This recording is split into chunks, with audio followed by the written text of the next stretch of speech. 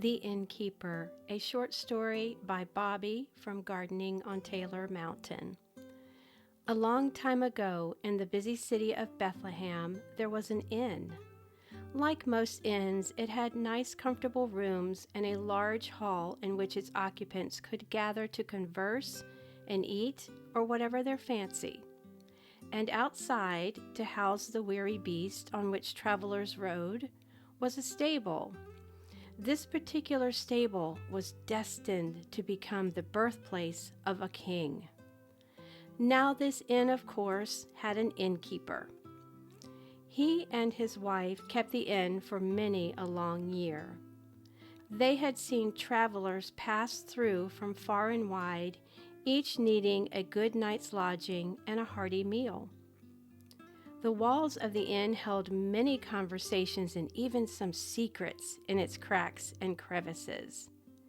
The innkeeper and his wife had come to know many people that traveled the little town of Bethlehem. Over time, because of dealing with people and hearing their complaints, the food's too cold, the bed's too lumpy. The usual, the innkeeper had become, a little harsh and defensive. In fact, there was no joy left in him at all. The years had made him cold-hearted. This year was not promising to be any better. People from all over were returning to Bethlehem to be counted with their families so they could be taxed accordingly. Some having their own homes to return to, and others would need lodging. Where else? The inn. Thus the innkeeper prepared himself for a host of complaints. Even the complaints meant nothing to him because his heart had waxed cold. There was another great event about to take place in Bethlehem. The innkeeper's wife heard that the scriptures spoke of a baby who would be the Messiah, and he would be born in the city of David, the great king of years past. The scriptures said this baby would be called Wonderful, Counselor, the Mighty God, the Everlasting Father, the Prince of Peace. She longed in her heart, believing that somehow this baby would change her and her husband's lives forever.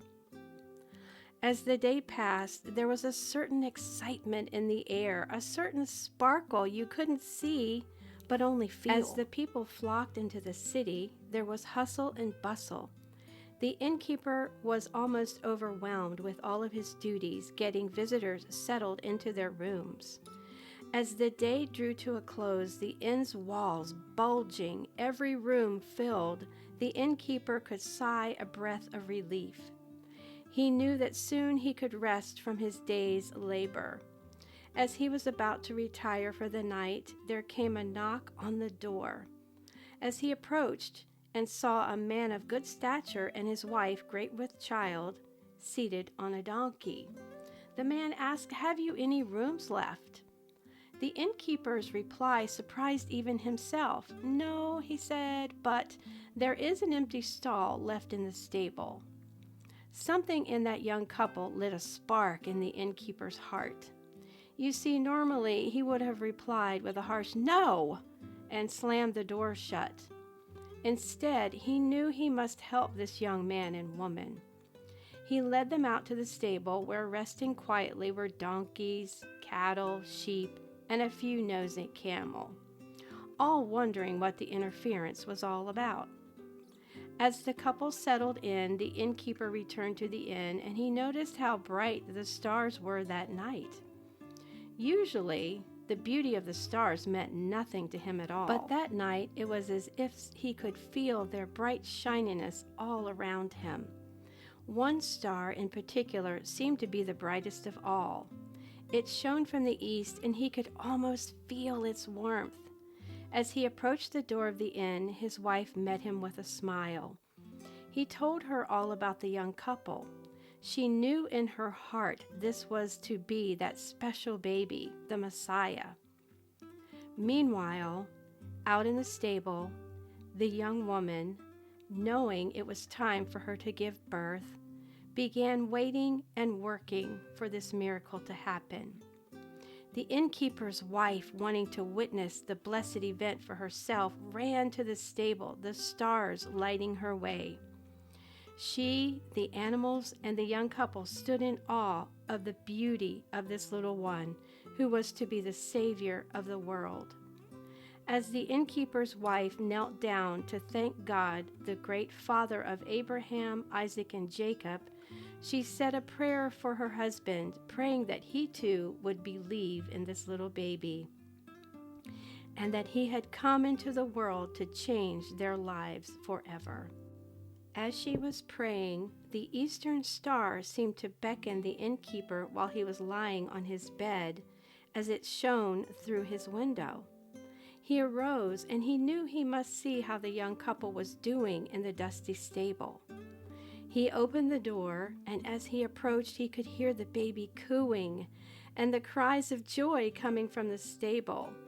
He entered the stall, and there he saw his wife kneeling and the couple nearby. They all seemed so happy in spite of their humble surroundings. And then he looked at the baby. The star that had led him to the stable was beaming through a crack in the roof on the baby's face. He knew it was the glory of God shining down, and that there really was a God. He wasn't just a fable or a tale told to him as a child. The innkeeper now knew that he was a loving and caring God who had chosen their stable in which to bring forth the Savior of all the world.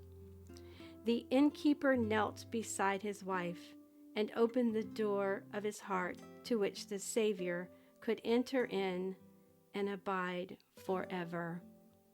I hope you enjoyed this short story, and I hope you've opened your heart so that the Savior could enter in and abide forever. God bless and Merry Christmas.